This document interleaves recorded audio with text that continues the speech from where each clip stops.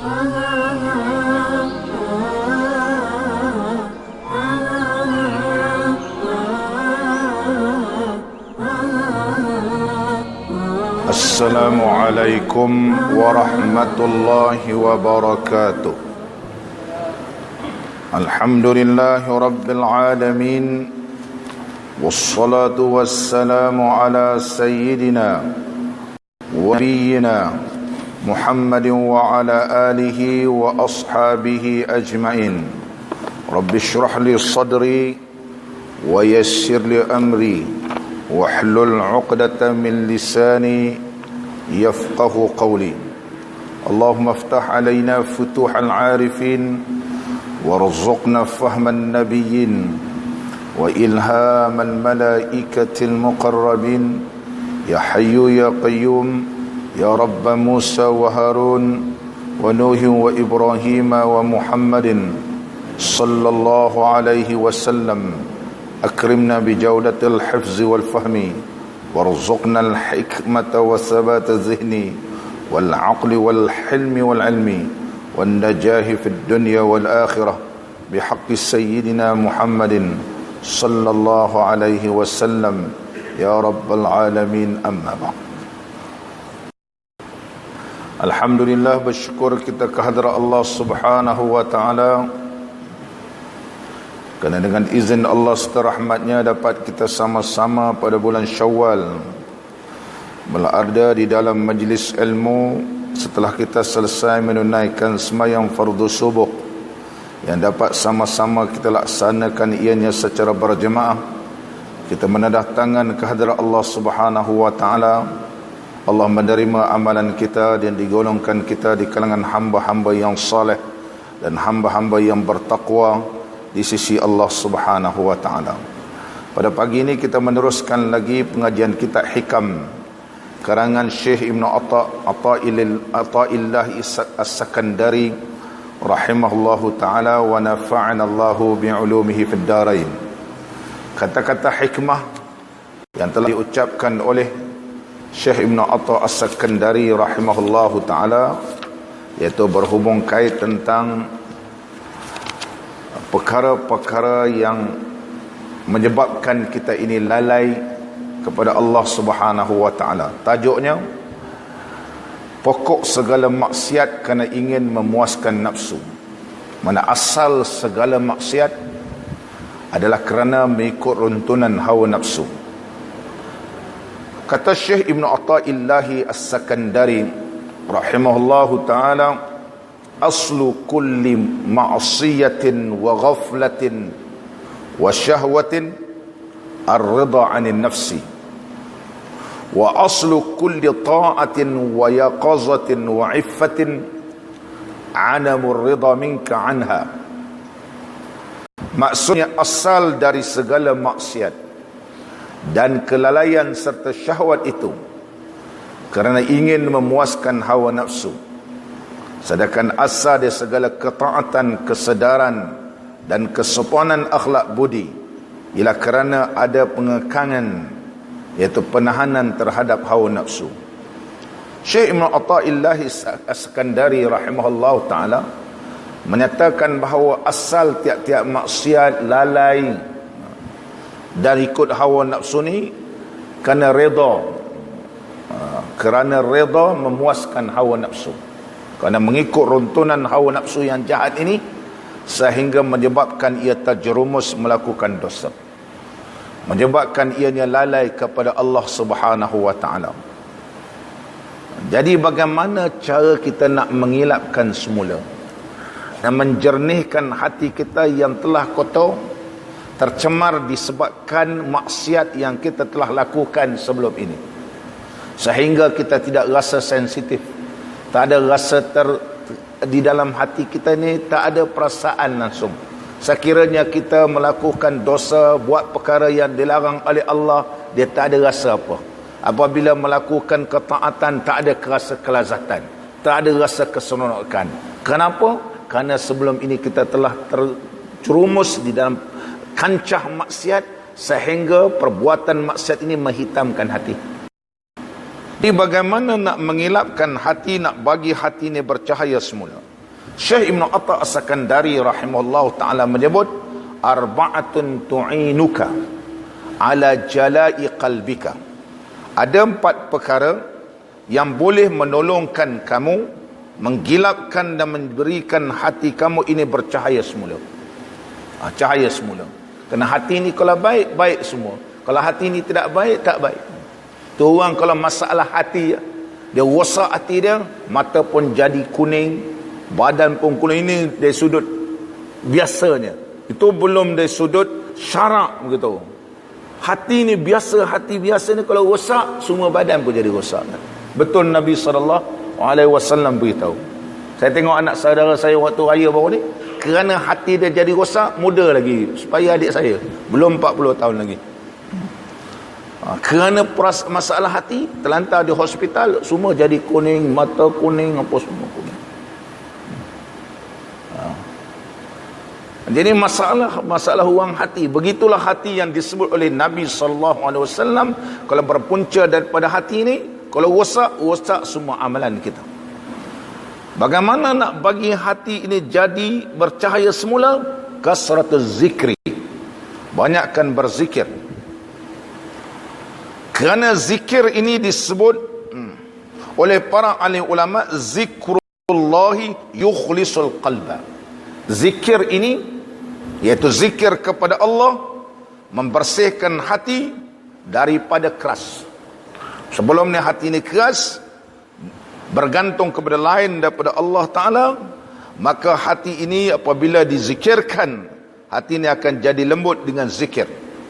Apabila hati ini kenal iman, apabila hati ini merasa lazatnya hampir dengan Allah Subhanahu wa Ta'ala, apabila hati ini merasakan kemanisan taat kepada Allah, apabila hati ini kenal takutnya kepada Allah Subhanahu wa Ta'ala, apabila ianya dizikirkan sehingga mengeltar seluruh badan, merasa takut kepada Allah dengan azab-azab dan ancaman yang Allah Subhanahu wa Ta'ala telah ancamkan dan sediakan bagi mereka yang tidak taat kepada Allah Subhanahu wa Ta'ala.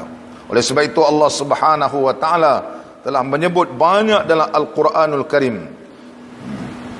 Di antara dalam surah Az-Zumar, Allah Subhanahu wa Ta'ala telah menyebut, Allahu nazzala ahsanal hadithi kitaban mutasyabihan mathaya taqsha'iru.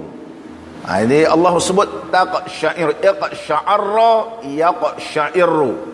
Taqsha'iru minhu juludul ladhina yakhshawna rabbahum. Maka hati mereka ini menggeletar. Hati mereka ini iqsha'arra yaqsha'arru ni memberi maksud takutnya sehingga menggetar-getar, naik bulu ni rasa takut betul, bulu rumah ni. Taqsha'arru minhu juludul ladhi, iaitu kulit-kulit yang mana? Alladhina yakhshawna rabbahum, yang mereka ini sampai satu tahap takut kepada Allah Subhanahu wa Ta'ala, takutkan azab Allah, takutkan siksaan Allah. Ini hati yang telah digilapkan semula dengan zikrullah, tapi zikir yang betul, jangan ikut zikir yang salah. Bulan Ramadan yang lepas kita telah patwakan satu ajaran sesat, dinamakan zikir nafas. Zikir nafas. Ada orang Melaka ni ikut sampai berzikir di pulau besar. Tok Syekh ni tidak ada pengetahuan agama. Kata dia dapat doktor daripada daripada negara India, daripada Sri Lanka, pandai bahasa Arab. Apa fi'il madhi dengan fi'il mudhari' pun tak boleh beza. Baca ayat Quran tak betul, ala bi zikrillahi tatma'innul qulub. Ayat Quran dia baca ala bi zikrillahi tatma'innal qulub. Lain, yatma'anna yatma'an, ifta'ala yafta'ilu. lain fi'il madhi, fi'il mudhari'. Al-fi'lul mudhari' marfu'un litajarrudihi 'anil nasibi wan nazimi wal jazimi wan nasib, iaitu fi'il mudhari' dia apabila tidak ada huruf yang menasabkan dan huruf yang menjazamkan, maka ia akan marfu'. Zahaba fi'il madhi, yazhabu fi'il mudhari'. Sampai bila pun begitu. Tetapi kalau ada an azhaba, uridu an azhaba, ana la uridu an azhaba, aku tidak mau pergi. La tazhab, lam yazhab, ini fi'il mudhari'. Kata fasih berbahasa Arab, tapi bahasa Arab pun tak betul. Ada orang Melaka ikut dia ajaran sesat. Kata zikir nafas, sampai kalimah syahadah pun, aku menyaksikan ilah dan aku menyaksikan Allah. Apa benda? Sekarang banyak dalam YouTube. Nama dia Syekh Dr. Ismail. Tak tahulah mana dia dapat doktor. Ada dalam YouTube. Boya datang guna line politik, nak datang ke negeri Melaka, nak mengatakan, nak membetulkan zikir-zikir. Ini semua kau, tuan-tuan. Aku menyaksikan ilah dan aku menyaksikan Allah. Apa maksud haji? Seolah-olah ilah dengan Allah ini ada lain-lain pula. Syirik. Dan tu dia kata, Allah bersama-sama kita. Ainama kuntum, di mana sahaja kamu berada. Dia ada pada saya, dia ada pada tuan-tuan, ada kepada kamu, dan ada dekat kita sekarang ni. Kita mengaji ilmu tauhid. Ini adalah hululiyah, ajaran hululiyah, yang meresapi dalam badan, merasakan Allah bersebati dengan kita dan Allah bertempat. Perkara ini syirik. Kita mengaji ilmu tauhid, mukhalafatu ta'ala lil hawadis, dan Allah subhanahu wa ta'ala tidak bertempat. Kalau Allah bertempat jadi apa? Ada pada kamu dan kita. Kalau tanya, berapa banyak Tuhan? Berapa banyak Allah ni? Pada Haji Rahman ada, pada Haji saya ada, pada tuan-tuan ada. Allah ada pada kamu, ada pada saya, ada ke? Tapi orang kita ni bila tidak mengaji ilmu tauhid, percaya habis. Percaya habis. Apabila syaitan meresapi dalam badan, bila berzikir, zikir hu. Kita mengaji zikir la ilaha illallah, Allahu la ilaha illa huwal hayyul qayyum. Allahu la ilaha illahu. Zikir ni mula-mula sebut Allah. Qul huwallah, dia sebut huwallah. Qul huwallah, dia Allah, mesti disebut kalimah itu. Allahu, itu boleh, sebab disebut kalimah Allah dulu. Allahu, Allahu wa huwa Allah. Tapi kalau zikir hu apa? Kita nak tanya. Mana dalil daripada Quran dan hadis Nabi sallallahu alaihi wasallam yang mengajar zikir seperti itu? Kalau kita baca qul huwallahu ahad, qul huwallah, disebut kalimah Allah. Allahu la ilaha illahu al hayyul qayyum. Allah dulu. Ini kena faham. Ini kena faham. Apabila kita tidak belajar tentang hukum syariat, seronok terpedaya dengan ajaran yang karut ni, sehingga rasa kelainan. Orang lain tok guru ngajar di surau masjid ni tak betul, yang betul tok syekh tah mana ajaran dia diambil melalui ilmu mimpi selama 48 kali bermimpi. Kemudian tok syekh ni pun bagi kat dia pun terima dalam mimpi, kata dia ni adalah bersambung dengan Nabi sallallahu alaihi wasallam, mengatakan saya cucu Nabi, saya cucu Nabi. Siapa-siapa pun boleh dakwa dia cucu Nabi. Orang Pakistan cucu Nabi, dia orang Pakistan. Allahu Akbar, tuan-tuan. Bahasa Arab tak betul, tak tahu bahasa Arab. Ini layak jadi tuan syekh. Mengaku pula pandai bahasa Arab tapi tak betul bahasa Arab. So aku nak saksi, engkau lah ilah, dan aku nak saksi bahawa ada maujudnya ilah. Aku nak saksi Allah. Ilah dengan Allah seolah-olah ada dua perkara yang boleh membawa kepada syarikul bari. Kita mengaji ilmu tauhid, syarikul bari. Bila ditanya belajar sifat 20, dia kata sifat 20 ni karut. Ramai yang menyokong sampai cium tapak kaki. Allahu Akbar. Zikir yang diajar oleh Nabi SAW. Jangan cari zikir-zikir karut-marut yang telah terpedaya dengan syaitan dan iblis. Kita melihat ada kelainannya Tok Syekh ni. Ini semua bercampur baul dengan syaitan dan iblis. Kita rasa dia hebat, dia rasa dia mengubat orang, apa semua ni, ini jadi rosak. Sedang zikir yang sebenar ialah rasa takut kepada Allah. Bukan zikir ni boleh nampak benda gaib, bukan boleh nampak setan, bukan boleh nampak benda-benda yang mistik-mistik. Benda-benda ni kita rasa bila zikir nampak benda. Ini tak betul zikir ni. Zikir yang disebut oleh Allah Ta'ala ialah zikir yang mana bila berzikir ini taqsha'iru minhu juludul ladhina yakshawna rabbahum thumma talinu juluduhum wa qulubuhum ila zikrillah. Kerana dia rasa takut kepada Allah, kemudian Allah menyebut summa talinu, kemudian jadi lembut. Qulubuhum, hati-hati mereka. Wa qulubuhum ila zikrillah ini summa talinu juluduhum wa qulubuhum li zikrillah. Summa talinu qulubuhum, kemudian hati mereka ini jadi lembut kerana berzikir. Rasa seronok, rasa tidak berat lidah ini majabut. Itu sebab kita berdoa, ya Allah ya Tuhanku, jadikanlah lidah aku lisanan rataban bi dzikrik. Atau mau qalb lisanan ratiban bi dzikri wa badanan hayyinan layyinan bi ta'atik. Dan kurniakanlah kepada kami lidah yang basah menyebut namamu, dan badan yang lembut dan ringan beribadat kepadamu ya Allah. Wa badanan layyinan, mana layyin, rasa lembut. Dengan apa? Dengan kerana taat kepada engkau. Dan seterusnya, dengan berzikir itu membersihkan hati daripada segala maksiat dan dosa. Sebagaimana Allah Subhanahu wa taala telah berfirman, ya ayyuhalladzina amanu zkurullaha dzikra. Wahai orang-orang yang telah beriman, uzkurullaha dzikran katsira, ingatlah Allah dengan zikir yang banyak. Zikir yang banyak. Jadi ajaran sesat ni bertambah seperti cendawan tumbuh. Banyak sangat ajaran sesat.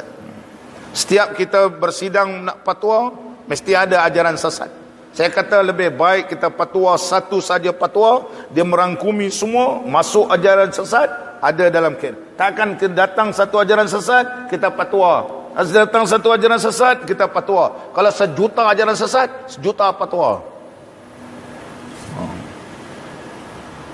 Di wilayah persekutuan ada satu ajaran sesat ni. Dia fatwa, dah tu dia lari Melaka. Kemudian lari pula negeri lain. Negeri lain. Jadi yang menjadi mangsa anak-anak kita yang tidak ada pengetahuan agama, kawan-kawan tolong bawa. Dia jadi macam ni, kawan-kawan tolong bawa. Dia kata bagus. Kau jumpakan dengan Tok Syekh. Kawan ni bawa. Ada tu rasa kelainan lain daripada orang lain. Barangkali orang muda ni ada masalah, Tok Syekh ni boleh ubatkan dia, pun dia tarik kawan lain, dia tarik kawan lain, begitu. Sehingga ajaran sesat ini di antara bai'ah dia, iaitu al-jihad wal qital. Begitu. Iaitu berjihad dan membunuh, begitu. Qital ni iaitu memerangi. Sampai satu tahap kalau mak ayah tak bersetuju, boleh diperangi ibu dan bapa. Pertembungan ibu dan bapa dengan tok guru mestilah patuh dengan guru, kerana ia adalah ibu atau bapa yang asli. Saya dengar sendiri seorang ustaz di negeri Melaka sampai berdebat dengan saya. Dia kata taat kepada guru mengatasi pada taat ibu bapa. Dia kata guru ini yang telah mendidik, dia menduduki tempat ibu bapa yang tertinggi. Aku katakan entah ni karut. Dia belajar Mesir. Dia kata Tok Syekh nak kata begitu. Anak kata enta tak baca ya Quran, wa qadara rabbuka alla ta'budu illa iyyahu wa bil wali ihsana. Allah memerintahkan supaya kamu mengabdikan diri kepada Allah, wa bil walidaini ihsana, dan kedua ibu bapa itu hendaklah kamu berlaku ihsan. Dia kata bapa ni, dia kata kedua bapa ni ada dua. Satu bapa memang bapa betul lah, dia kata. Bapa dari sudut keturunan. Ada lagi satu dinamakan bapa tarbiyah, dia kata. Dia terjemah begitu. Wabil walidaini ihsani, kedua ibu bapa ihsana, iaitu walidain termasuklah bapa yang bapa tarbiyah. Jadi kita kena taat. Bapa tarbiyah ini mentarbiahkan kita kepada jalan menuju kepada Allah. Ni bapa kita asal ni tak mentarbiah, kita kena taat kepada bapa yang mentarbiah. Itu Tok Syekh. Ni ajaran sesat. Dia balik Mesir. Saya atas sikit, dia di bawah. Saya balik dulu. Jadi mendampingi. Ini ustaz-ustaz macam ni yang paling bahaya ni. Bila Tok Syekh ni kata ustaz ni ikut saya. Ustaz ni balik Mesir. Ini anak murid saya ni. Dia akan jual nama ni. Maka ramailah anak murid, dan sehingga mengenepi makan mak bapak.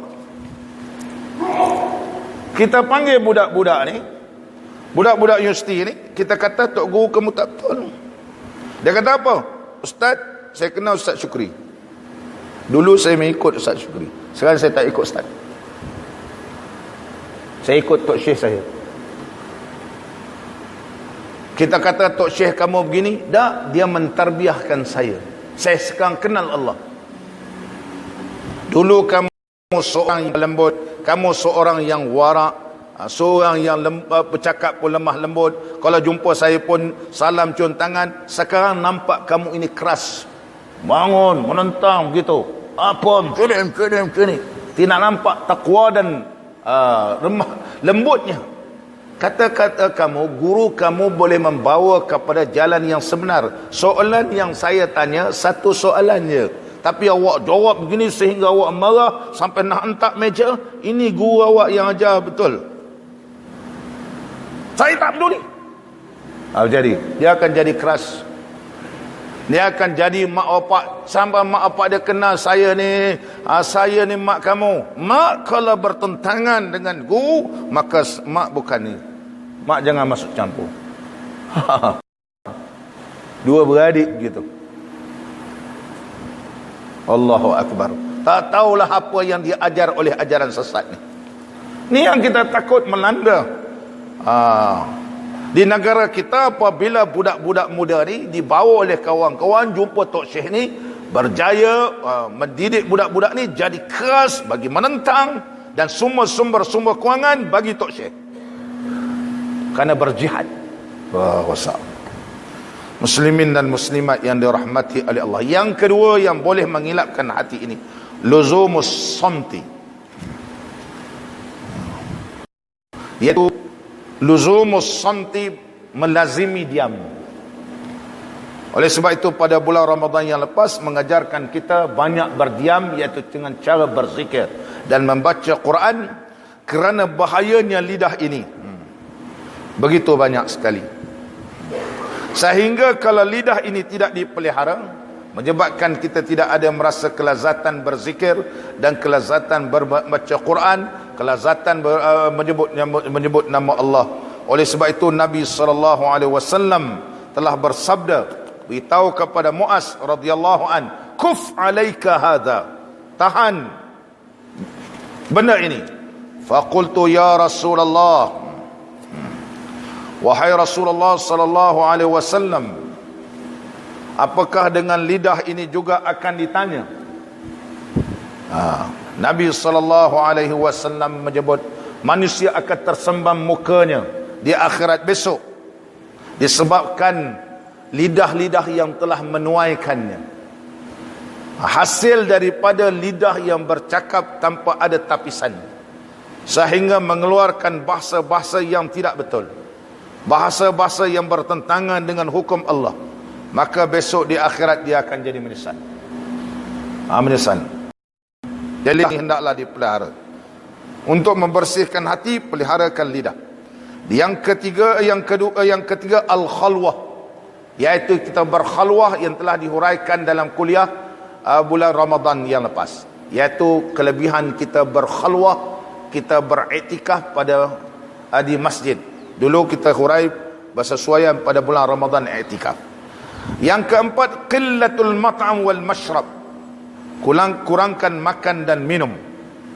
Ini juga ada di dalam kitab hikam kita, kerana faedahnya yang disebut oleh Al-Imam Al-Ghazali rahimahullahu ta'ala, apabila orang ni lapar, safa'ul qalbi, hatinya akan jadi bersih. Riqqatul qalbi, hatinya akan jadi lembut. Hatinya akan jadi lembut. Ini disebut oleh Syekh Ibn Atha As-Sakandari rahimahullahu ta'ala. Dan seterusnya lagi yang boleh menggilapkan hati, yang telah kita bacakan sebentar tadi, disebut oleh Syekh Ibn Atha As-Sakandari rahimahullahu ta'ala. Di antaranya ialah az-zikir. Az-zikir, Allahu Akbar.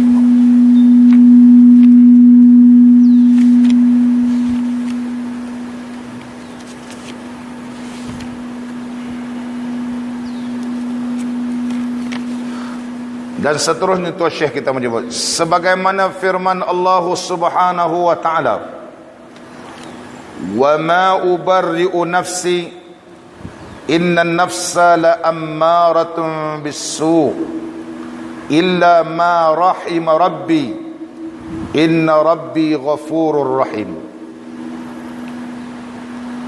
Maksudnya, dan aku tidak mengakui kebersihan dirimu, kerana hawa nafsu itu selalu mengajak menyuruh berbuat kejahatan, kecuali bagi sesiapa yang mendapat rahmat perlindungan Allah. Sungguhnya Tuhanku Maha Pengampun lagi Maha Penyayang. Wa ma ubarri'u nafsi, mana aku tidak melepaskan. Bari'ah ni makna lepas.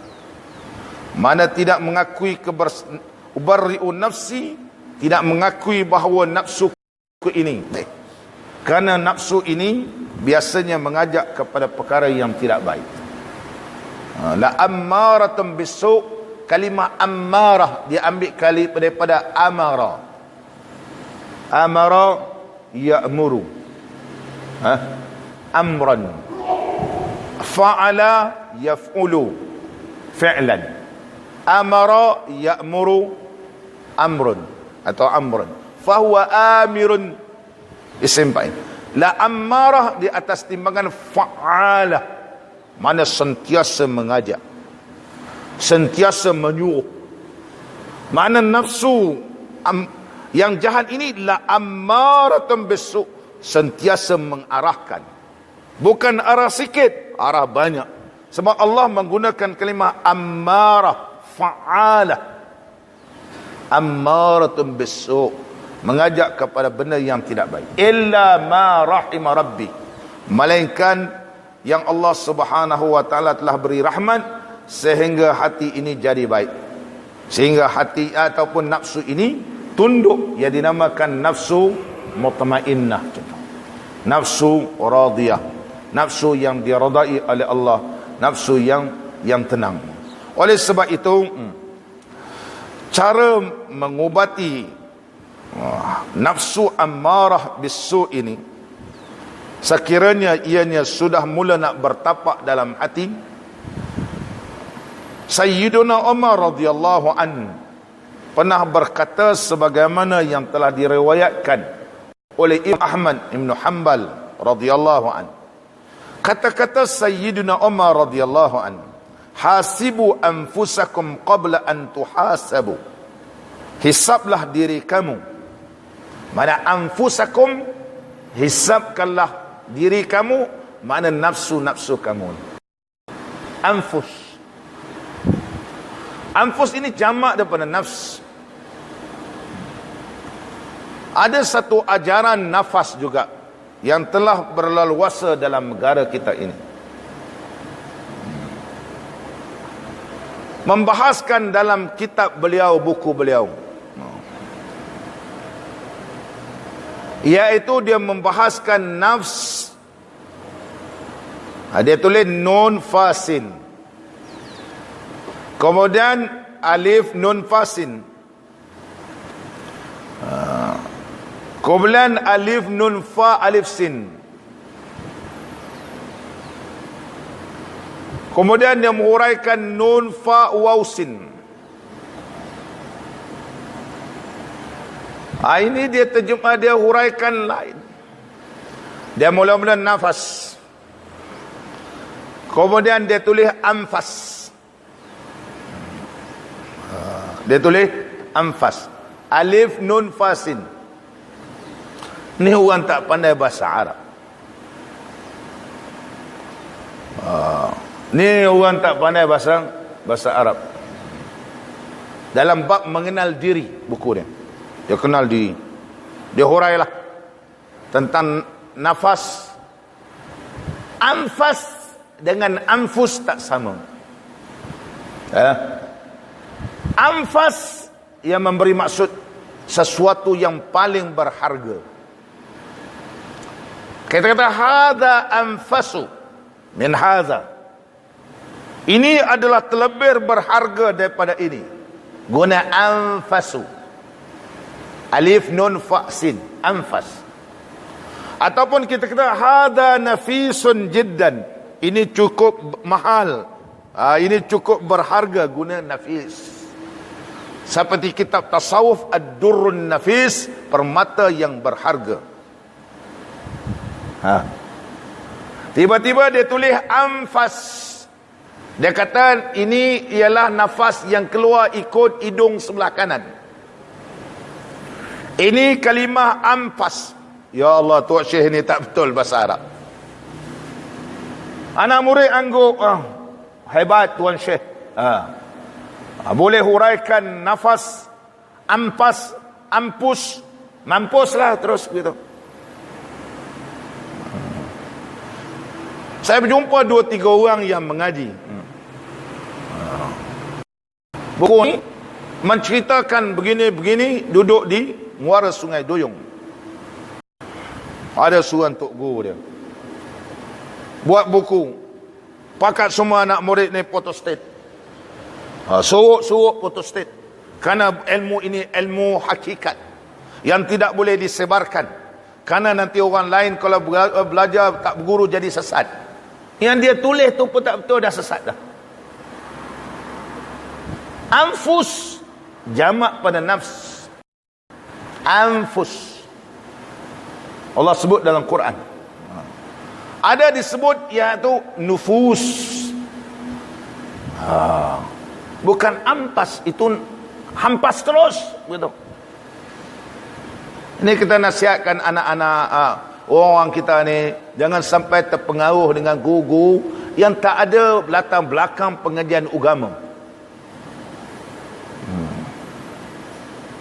Sampai ada seorang tu kata, saya ni dulu mengaji dengan Datuk Pak Lah, dia kata. Saya mengaji dengan Datuk Pak Lah. Saya kata memang ada ulama yang alim. Saya dulu nak mengaji dengan dia. Betul ke mengaji dengan dia? Saya kata, betul ke mengaji? Saya jumpa betul di rumah ni. Dak saya mengaji dengan anak murid pada Datuk Pak Lah. Dia kona pula dah. Dia kona pula dah. Saya dulu nak mengaji, saya ikut dia pergi ke Benang. Saya pakai, masa tu saya pakai smart. Saya pun buka kasut.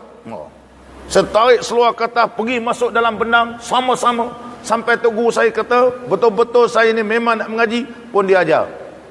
Dia kata, anak murid dia siapa? Saya kata, udah tu saya dulu jumpa Datuk Hashim Yahya. Wow, dia mengakui ilmu saya. Saya kata Datuk Hashim dah meninggal, bekas mufti dulu. Benda orang dah meninggal sebut, kita nak tanya macam mana?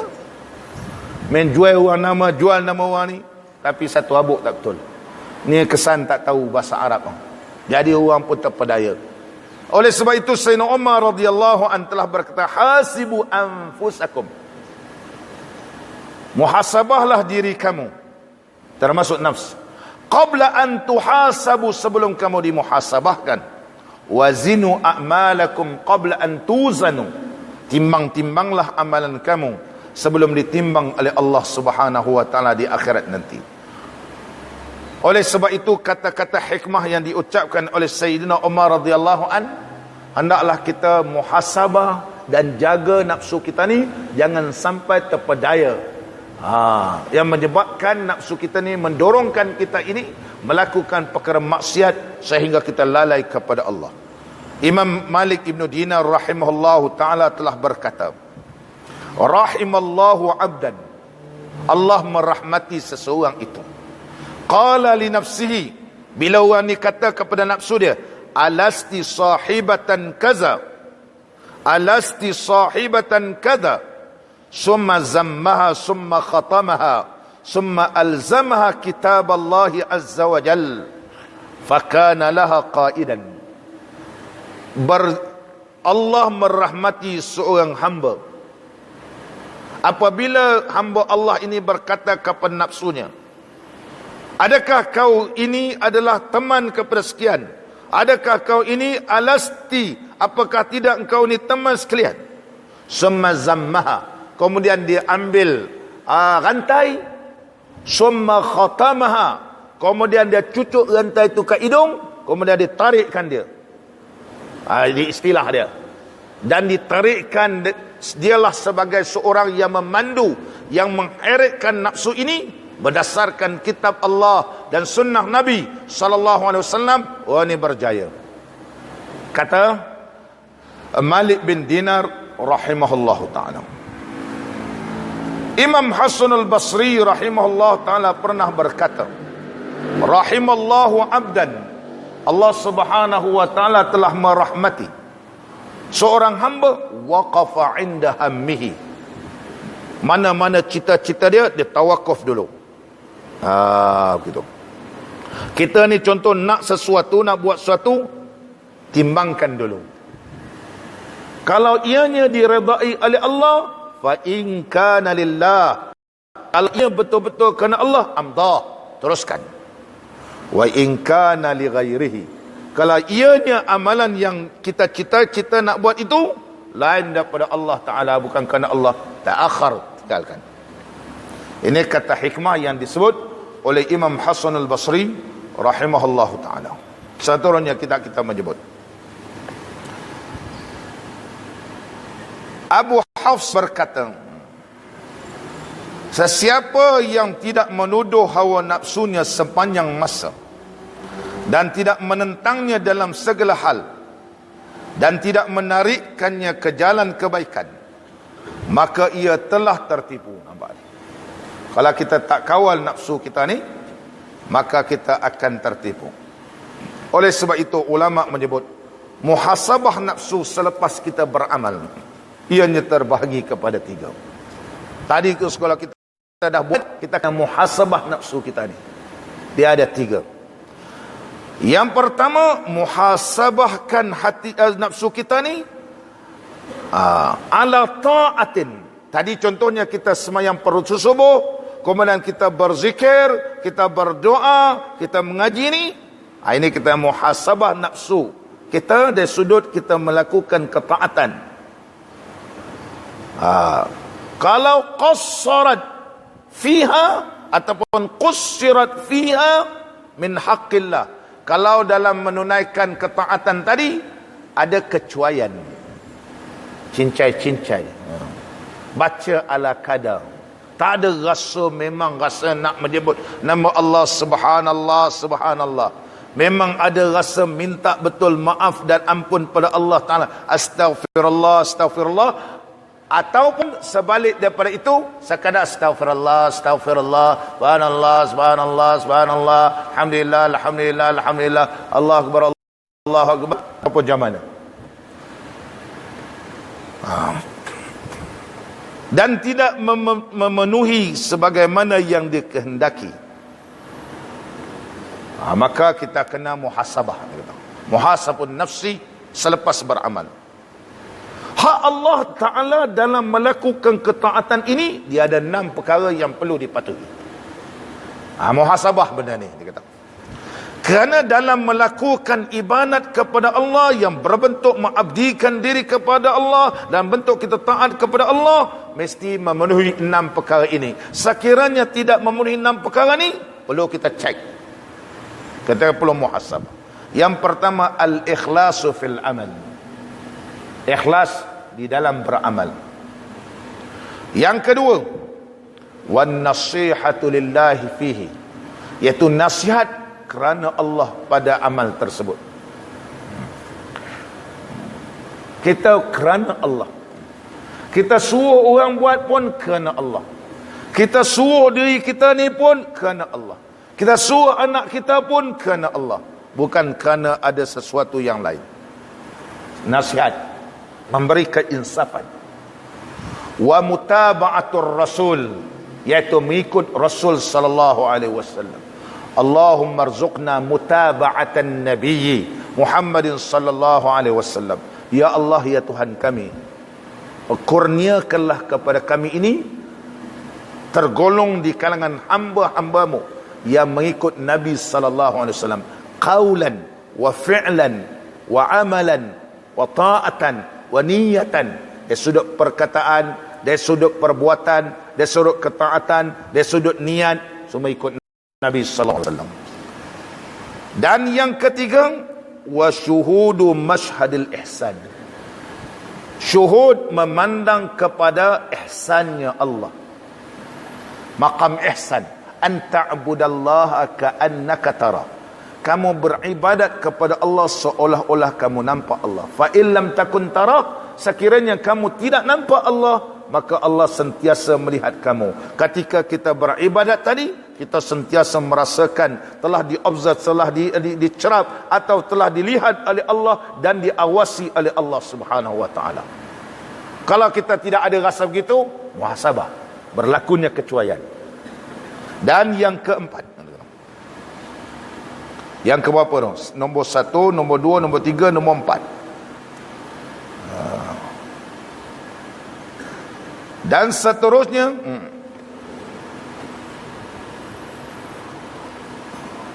yang kelima, syuhudu minnatillah, memandang kepada pemberian Allah yang mencurah-curah. Minnah, Allah berikan rahmat pada kita, boleh semayang fardu subuh, ramai lagi orang tak boleh semayang terlantar di rumah, kita masih lagi boleh naik tangga, boleh semayang walaupun pelan-pelan naik, dan dapat semayang berjemaah, dapat berdoa berjemaah, dapat mengaji. Ini minnatillah, ini pemberian Allah. Ya Allah beri pada kita. Yang keenam, syuhudu taksirihi fihi, memandang kepada di mana kelompongannya, di mana kecuaian kita. Oh, di sini aku tadi cuai, di sini ada kelompongan, di sini ada kekurangan, maka dia berazam selepas ini akan ditutupkan semula dan disempurnakan. 6 perkara ini kalau ada, alhamdulillah. Kalau tidak, muhasabahkan diri kamu, kata ulama. Yang kedua, muhasabah selepas beramal ini, an yuhasiba nafsahu ala kulli amalin, kena muhasabah nafsu kita ini, tiap-tiap amalan yang kita lakukan, adakah ianya baik? Kalau baik, diteruskan. Kalau ianya tidak baik, jangan diteruskan. Hendaklah berazam meninggalkan perkara ni, kerana perkara ni tak betul. Dan yang ketiga, an yuhasiba nafsahu ala amrin mubah lima fa'alahu, dia muhasabah nafsunya di atas perkara yang mubah, kenapa dia lakukan. Begitu. Walaupun benda tu harus, tapi kenapa dia lakukan? Harus kita makan, harus kita minum, harus.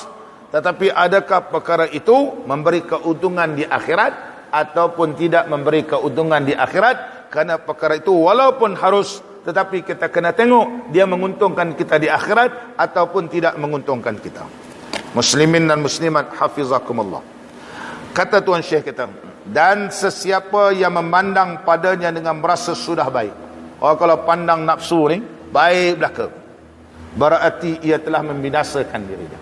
Habis, dia kata, akan membinasakan diri dia sendiri. Oleh sebab itu Al-Imam Junaid Al-Baghdadi rahimahullah ta'ala pernah berkata, la taskun ila nafsika wa in damat ta'atuka laka fi ta'ati rabbika. Imam Junaid Al-Baghdadi rahimahullah ta'ala seorang ulama tasawuf yang alim,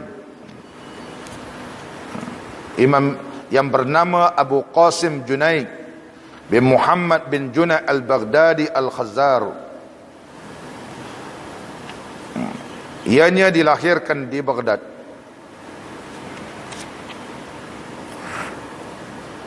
Syekh ini adalah seorang yang alim, sehingga para alim ulama menyatakan bahawa Syekh Abu Qasim Junaid Al-Baghdadi rahimahullahu ta'ala di antara orang yang pertama membahaskan tentang ilmu tauhid di Baghdad. Dan Imam Ibn Asir menyatakan ia adalah diumpamakan imamud dunya fi zamanihi, imam dunia pada zamannya. Dan beliau adalah di antara ulama syekh kepada mazhab tasawuf yang berdasarkan kaedah Al-Quran dan sunnah Nabi sallallahu alaihi wasallam. Dan beliau meninggal di Baghdad pada tahun 298 Hijriah. Di antara kata-kata hikmah yang diucapkan oleh Syekh Junaid Al-Baghdadi rahimahullahu ta'ala, at-tariqu masdudun, jalan menuju kepada Allah ini semuanya tertutup, masdud, illa ala muttabi'ina athara Mustafa Rasulullah sallallahu alaihi wasallam, malaikat mereka yang mengikut jalan yang ditunjukkan oleh Nabi sallallahu alaihi wasallam, dia akan lepas. Lain daripada yang ditunjuk oleh Nabi sallallahu alaihi wasallam, masdud semua.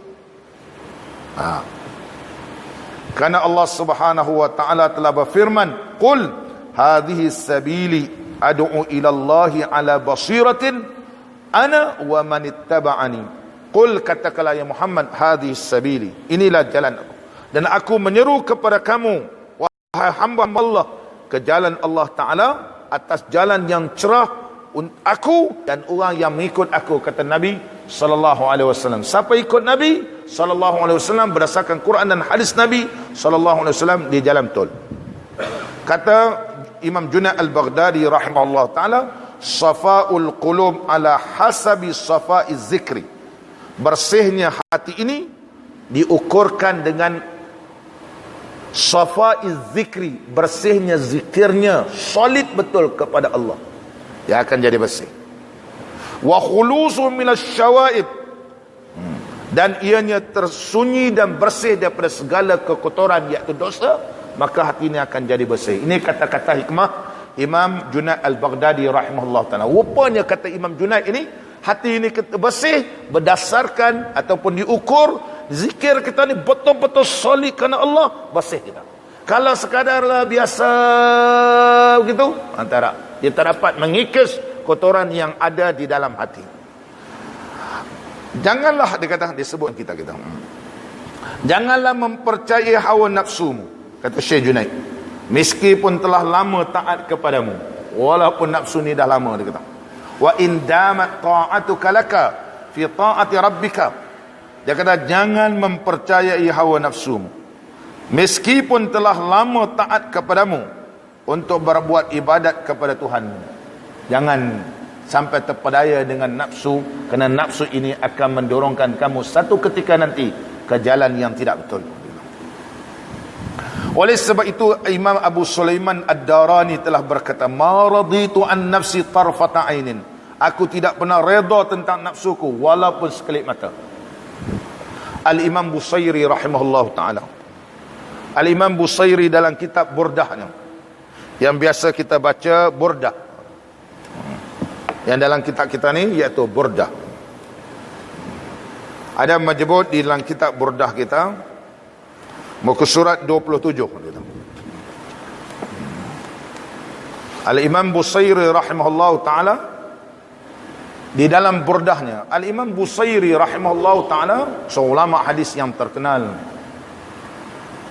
sekian lama terlantar di atas katil kerana sakit. Dalam keadaan dia lumpuh, tidak boleh bergerak, Al-Imam Busairi rahimahullah ta'ala telah menulis, mengarang syair-syair memuji Nabi sallallahu alaihi wasallam. Kalau kita tengok dalam kitab kita ni, daripada awal qasidah burdah Al-Imam Busiri, iaitu Imam Muhammad bin Said Al-Busiri rahimahullah ta'ala, panjang. Selepas dia habis mengarang kitab ini, mengarang qasidah ini, maka bermimpi dengan Nabi sallallahu alaihi wasallam, dan Nabi sallallahu alaihi wasallam telah memegang badan Imam Busiri di tempat dia sakit dan telah menghadiahkan burdah wali Allah. Maka orang pun tanya, Tuan Syekh, apakah amalan tersebut? Maka Al-Imam Busiri rahimahullah menunjukkan qasidahnya. Oleh sebab itu kita namakan burdah, kerana ianya telah dihadiahkan oleh Nabi SAW selendang. Ini makam tinggi, bukan makam kita. Ini makam tinggi. Nak percaya tak percaya itu terpulang. Ini kedudukan yang tinggi di sisi wali Allah Subhanahu Wa Taala yang boleh mendapat kelebihan, sehingga Nabi SAW menyentuh badan Imam Busiri dan Imam Busiri jadi sembuh daripada penyakit lumpuh. Di antara kata-kata Imam Busiri rahimahullah ta'ala yang disebut dalam takhikam kita ini, iaitu kata-kata hikmah, wa khalifin nafsa wasyaitana wa'asihima wa inhuma mahaddaka nusha fattahimi wa la tuti' minhuma khasman wa la hakama fa anta ta'rifu kaidal khasmi wal hakami. Muka surat 27. Maksudnya, lawanlah nafsu dan syaitan, dan jangan kau turuti keduanya. Seandainya keduanya menasihati kamu, maka jangan kamu hiraukan. Jadi Al-Imam Busiri menyebut, lawan nafsu dan syaitan, naklah kamu derhaka kepada dia, jangan taatlah. Wa'sihima, wa inhuma, sekalipun syaitan, sekalipun nafsu ni mula-mula macam dorongkan kamu, pergilah semayang Jumaat, pergi apa, tapi kamu kena rasa perasaan tunjuk, supaya orang lantik kamu, supaya kamu pergi ke depan, tunjukkan kamu ni hebat. Dia datang sifat apa?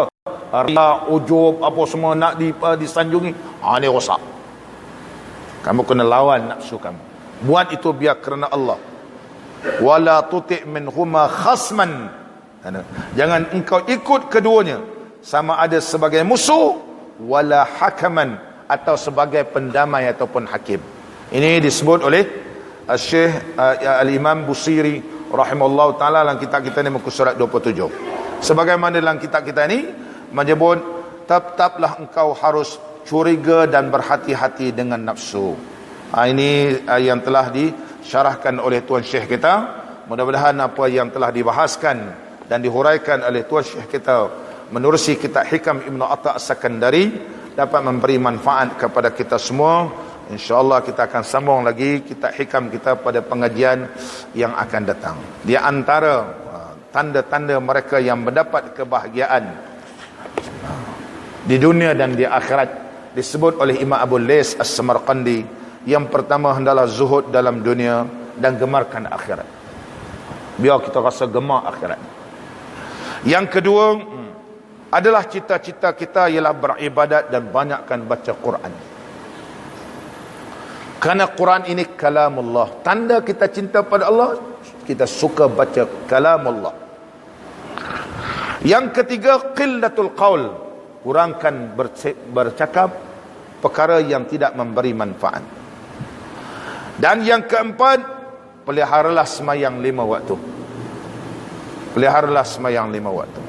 Yang kelima, hendaklah kamu warak, walaupun perkara itu sama ada sedikit ataupun banyak, warak daripada melakukan, makan, mengambil harta yang haram-haram semua ni, kena jaga betul. Ini haram, ini halal dalam pengambilan makanan. Dan yang ketujuh, antakuna suhbatuhu ma'as salihin, bahawa kamu biarlah sentiasa bersahabat, berkawan dengan orang-orang yang salih. Yang ketujuh, an yakuna mutawadi'an, hendaklah menjadi orang yang humble, orang yang tawaduk, jangan takabur. Yang ke-8, an yakuna sakhiyan karima, adalah menjadi orang yang dermawan hasil daripada didikan pada bulan Ramadan yang lepas. Yang ke-8, yang ke-9, an yakuna rahiman bi khalqih, hendaklah kita bersifat kasih sayang bersama dengan makhluk-makhluk Allah ini.